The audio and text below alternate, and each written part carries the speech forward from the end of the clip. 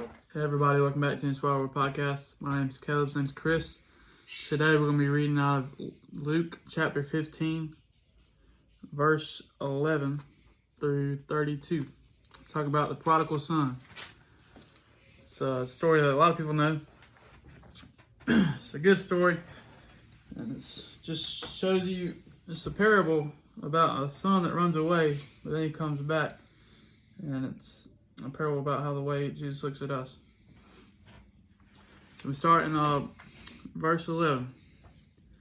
And he said, a certain man had 2 sons, and the younger of them said to his father, Father, give me the portion of the goods that falleth to me. And he divideth unto them his living.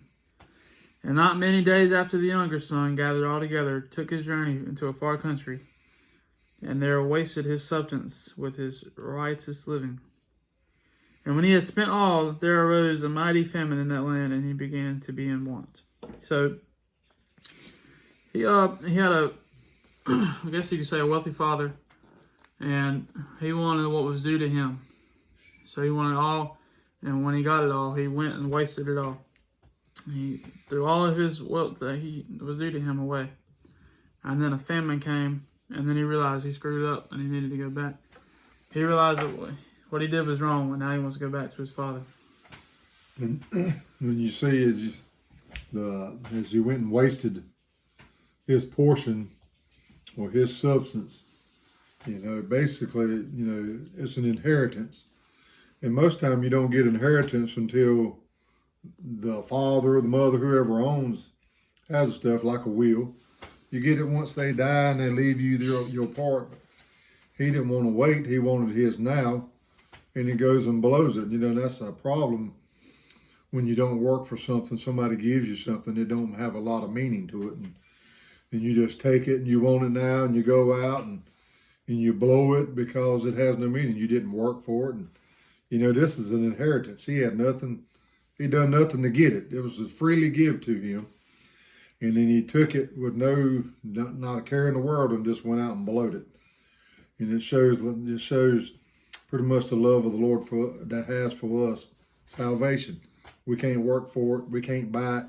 It's freely given to us. And we need to take that for granted.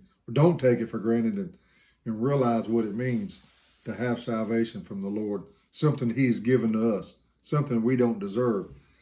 But something that we get it freely give to us. And we need to take that salvation and realize how much it means to us and live our life according to the Word of God, because of what he did so we could have. He had to give his life so we could have salvation. But this young son took what his father gave him. Wasn't even time for him to get it, but his father went ahead and gave it to him. And he just went out and lived like the world and blowed it. So we're going to be in verse 15. And he went and joined himself to a citizen of that country, and he sent him into his fields to feed swine. And he would fain have filled his belly with the husks that the swine did eat, and no man gave unto him. And when he came to himself, he said, How many hired servants of my father have bread enough to spare, and I perish with hunger? So he already knew he messed up right there. He was living the life, had it all made, and he wanted everything that was his and left. So he left that good life, what he had, and then realized how bad he screwed up. So he was feeding swine, and he was staying with the swine. And that's like the lowest job you can have when you're a Jew, is feeding swine. And that's when he realized that's where he messed up. And there's also some more symbolism to it. Swine, what's the most dirtiest animal you can be around is a pig. So he was down in the dump. He was living with the pigs in the dirt, in the mud. He was as low as he could go, and it just shows you how quick you can have everything in the world, have all this money and have all this fame, and then the next thing you know, you find yourself eating with the pigs. And he realized when he come to his senses, he realized he was a whole lot better off with what he had. The grass was not greener on the other side. A lot of people in this world they go with the wind, and they live their life like the wind. It blows this way, they go that way, it blows that way. Always thinking that the grass is greener on the other side. So, and that's what happens when we don't live according to the Word of God, when we don't let the Lord lead us and guide us, and we try to make our own decisions, just like this gentleman did.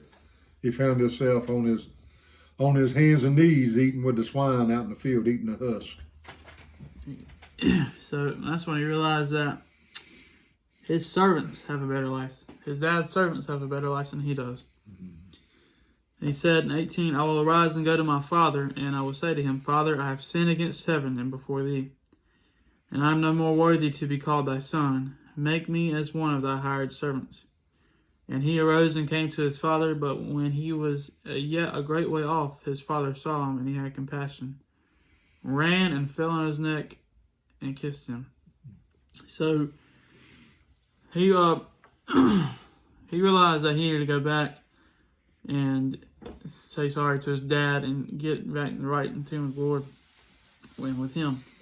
And that's how Jesus does. If you ask for all your inheritance and you just run off with it, Jesus will let you go so far, and he's going to let you go down as far as you can into the dumps.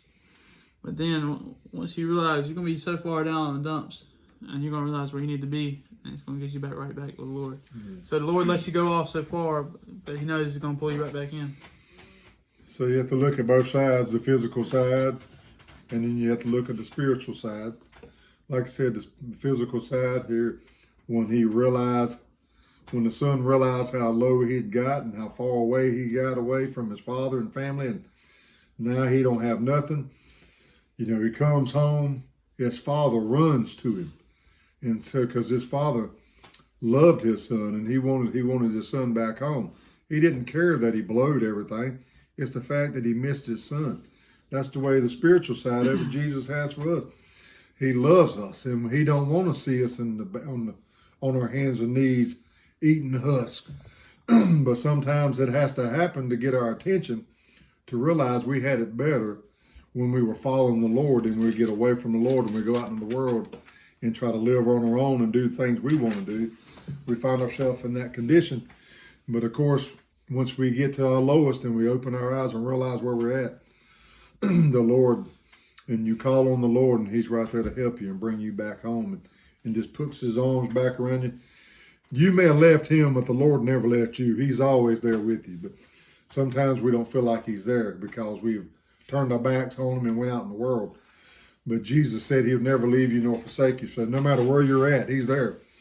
But when you finally open your eyes and you come back and get back in touch with the Lord and get right in the right communion with the Lord, he just puts his arms around you and loves you and just blesses you, because he don't want to see you heading in the wrong direction. But the father said to his servants, Bring forth the best robe and put it on him, and put a ring on his hand and shoes on his feet, and bring hither the fatted calf and kill it, and let us eat and be merry. For this my son was dead and is alive again. He was lost and is found, and there began to be merry. So he was compassionate, and he was so happy that he had a whole party for him. He had all that robe on him. He was just showing how happy he was to see him again and get him back to. Yeah, but that robe just shows the ownership, and this is my son. It shows the like the royalty he had, the money that they had. It just shows. He put that robe back on him, gave him a ring, put his shoes on his feet. He was no longer the lowest, but now he's welcomed him back into the house, put him right back into the stature that he was before he left. Even though he wasted all his inheritance, the father didn't care. He was just glad because he didn't know what happened to his son. As far as he's concerned, he was dead. My son's back home. I'm happy. Let's have a party. Let's show the world. Let the people know that my son has come back home.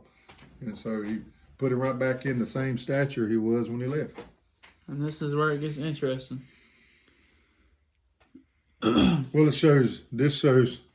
Where jealousy and the other sibling, the brother, as we're going to read these next few verses, it shows how he's jealous. And so he didn't care about the son.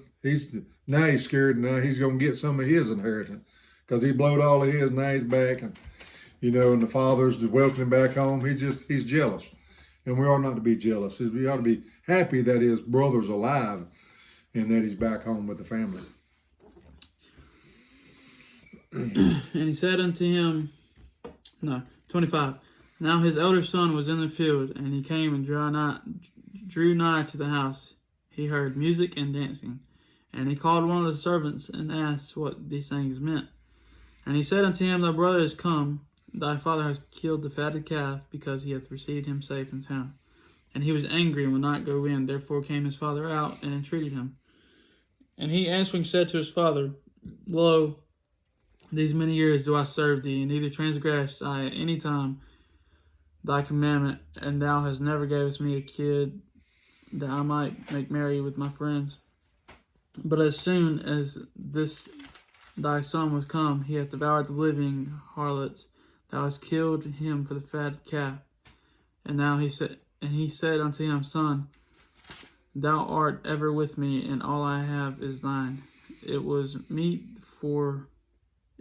that we should make mercy and be glad, for thy brother was dead and is alive again, and was lost and is found. So that shows you that you should always forgive somebody for what they do and don't hold grudges against somebody. So like when somebody does you wrong, it's hard to say, but you can't forgive somebody if you don't forget about it. Well, people make mistakes and people mess up, and so we have to forgive one another because we make mistakes, we mess up. And so none of us is perfect. We're all going to come short. We're all going to fall. But you know what? The Lord's there to love you and to pick you right back up. And we ought to produce that same kind of fellowship with other people when they do us wrong or do somebody else wrong. We should still love them, pray for them, and help them. That the Lord will bless them and get them right back on the right standing with Him. So we are not to be like the brother here and be angry and mad and jealous because he left and blowed everything. Now you let him come back home, and now he's right back in there. Because, that's just jealous. The father loved both his sons, and he would have done it for the other son. And Jesus, as it states in the last verse, it says, was lost and now he's found. He thought his son was dead, he's alive. And Jesus the same way with us. We're lost until we accept Jesus Christ, and then we're found when we accept Him into our life and make Him our number one priority, and we ask Him to save our soul. We become the child of God. We were dead in our trespasses and sin, but now we're alive because of the salvation that Jesus gives us and that the love He has for us. So when you accept the Lord, you become His child. And that's basically what the Lord was telling the disciples, the love that He has for His children. So we ought not to hold grudges, be jealous, love one another, and when somebody messes up, forgive them, because we have to have forgiveness ourselves. All right. Well, we thank y'all for tuning in this week. Just share with everybody you can, so we can spread the message to everybody we can. Keep this podcast going and growing and helping others. All right. Thank you for everybody tuning in. All right. We'll see y'all next week.